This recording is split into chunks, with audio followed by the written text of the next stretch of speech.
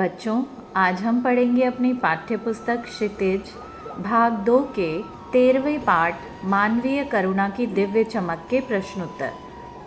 प्रश्न 1, फादर की उपस्थिति देवदार की छाया जैसी क्यों लगती थी?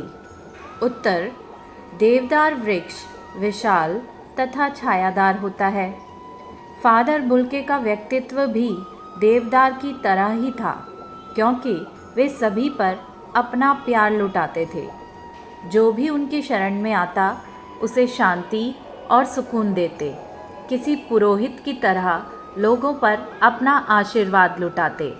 उनकी आंखों में सदा वात्सल्य का भाव दिखाई पड़ता था।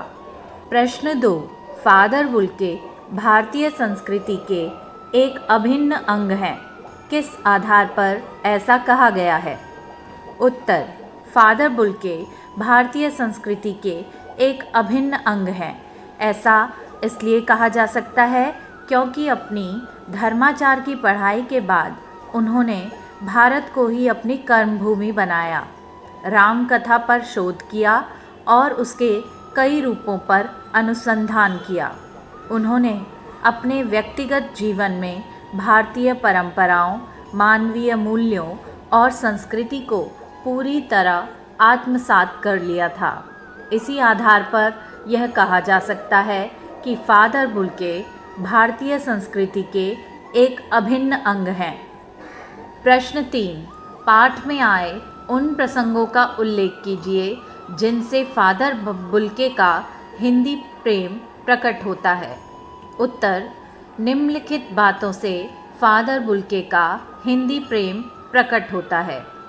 पहला, भारत आकर हिंदी विषय में BA और MA किया। दूसरा, उनका शोध प्रबंध रामकथा उत्पत्ति और विकास हिंदी में ही है।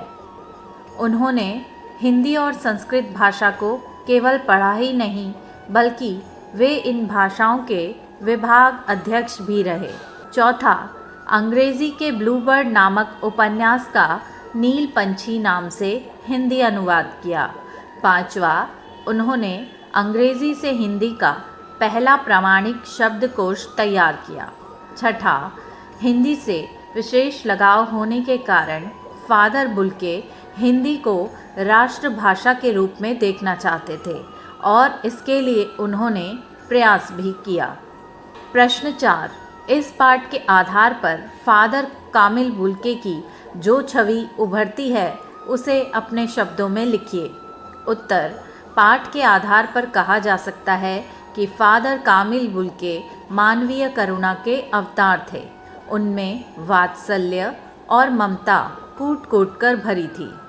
अपने प्रियजनों के प्रति वे इतनी आत्मीयता रखते थे कि अपने आशीर्वादों से उनके मन को लबालब भर देते थे।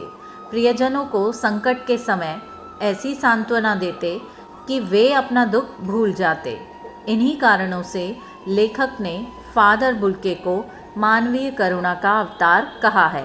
प्रश्न 5, लेखक ने फादर बुल्के को मानवीय करुणा की दिव्य चमक क्यों कहा है?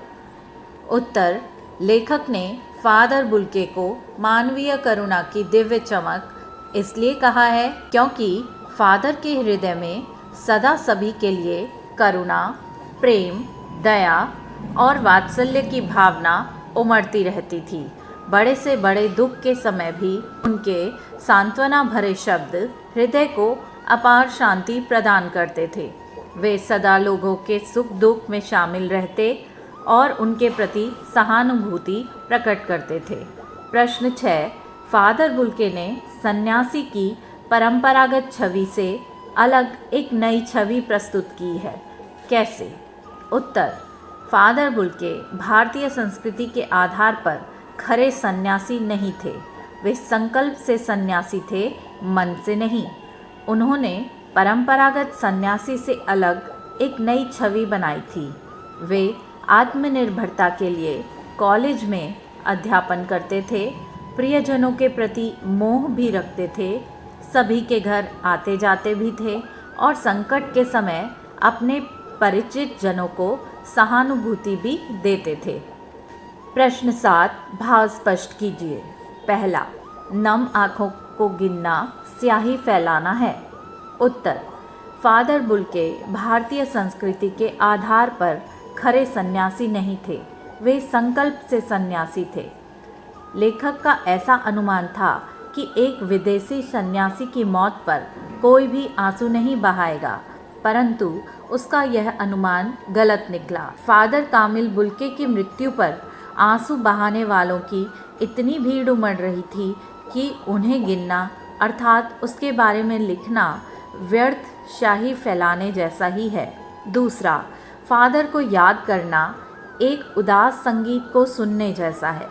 उत्तर, जिस प्रकार उदास संगीत को सुनने पर एक खामोशी सी छा जाती है, आंखें भर आती हैं, यादों में डूबकर हृदय रो पड़ता है और एक एक याद मन को कचोटने लगती है, हृदय अवसाद से भर जाता है।